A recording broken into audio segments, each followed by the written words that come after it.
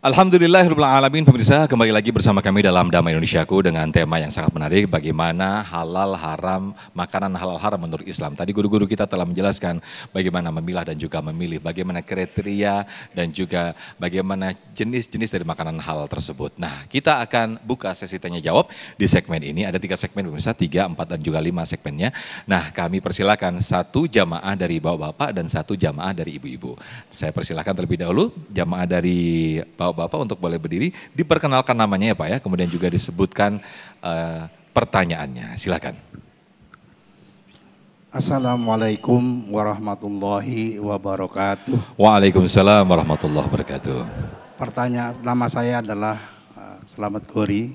Pak Selamat Gori. Iya. Baik, silakan pertanyaannya Pak. Pertanyaannya adalah yang disampaikan bahwa halal menurut Al-Quran sudah jelas, tetapi yang kurang jelas adalah turunannya. Misalnya babi, tadi disampaikan itu jelas, tapi banyak turunannya itu yang kita belum jelas. Misalnya sikat gigi yang mengandung itunya dari bulu babi, misalnya seperti itu.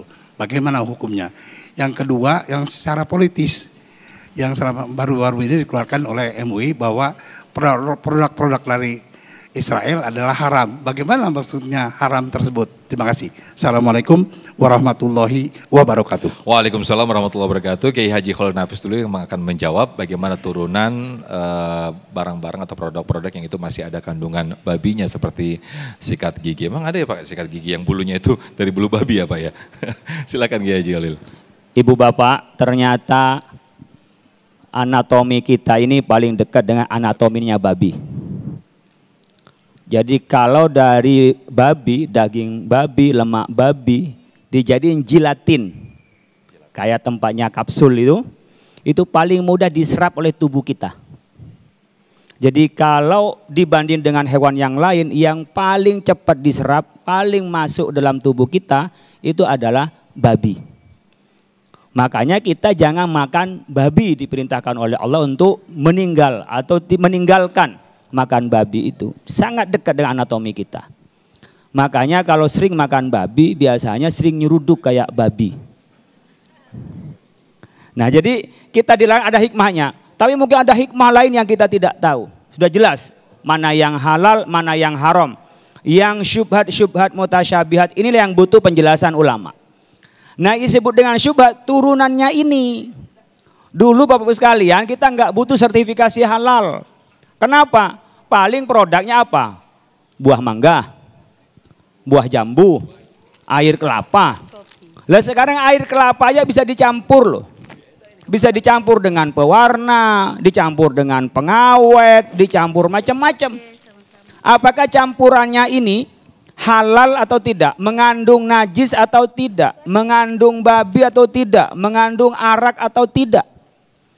Ini yang diteliti oleh kita karena sekian banyak varian-varian dari produksi itu. Makanya kita ada namanya sistem audit, sistem pemeriksaan. Kalau yang produknya dari Cina, teman-teman berangkat ke Cina. Baru dapat sertifikat dari Indonesia, sertifikat halal itu. Kalau banyak ada dari mana? Dari Amerika, berangkat ke sana. Dari Taiwan, berangkat ke sana. Ngelihat produknya, produksinya, bagaimana perusahaannya, bagaimana cara membuatnya, pengolahnya seperti apa. Inilah yang dijelaskan oleh ulama. Makanya kalau bicara soal audit ilmuwan, tapi soal halal haram ada pada kewenangan ulama. Yang ngerti, mungkin nanti Bapak sekalian, yang diharamkan itu kan yang memabukkan. Apakah setiap alkohol itu diharamkan? Dalam kadar berapa alkohol itu memabukkan dan dalam kadar berapa alkohol itu bisa ditolerir? Bisa, jadi bukan alkoholnya yang mengharamkan, tetapi karena alkohol biasanya memabukkan maka dikiaskan dengan khamr. Karena yang dalam Al-Quran adalah khamr. Khamr dilihat apa ilatnya khamr diharamkan karena memabukkan, maka alkohol yang memabukkan disamakan dengan khamr. Kullu muskirin haramun wa kullu muskirin najisun. Setiap yang memabukkan itu adalah haram, setiap yang memabukkan itu adalah jenisnya najis. Ini varian, nanti kesambung dengan apa? Produk-produk yang memabukkan. Saya nggak gitu hafal dengan minuman-minuman keras karena saya nggak pernah nyoba. Saya jadi nggak nyebut produk saya, jadi nggak hal. Manapun yang dikategorikan minuman keras dan itu dilihat kadar alkoholnya, ketika ini bercampur dengan makanan kita, mungkin ada penyedap ya. Kalau kita pakai dengan arak, homer itu najis.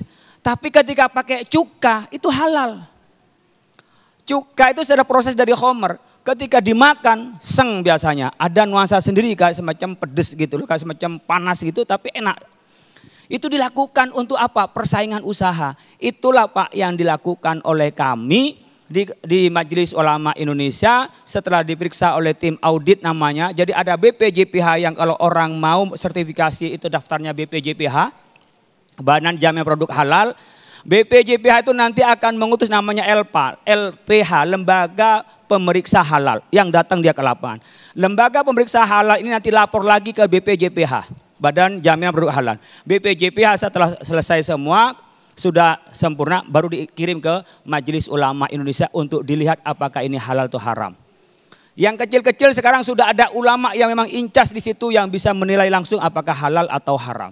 Sehingga urusan halal haram adalah kewenangannya para ulama. Itu yang disebut dengan turunannya itu yang susah.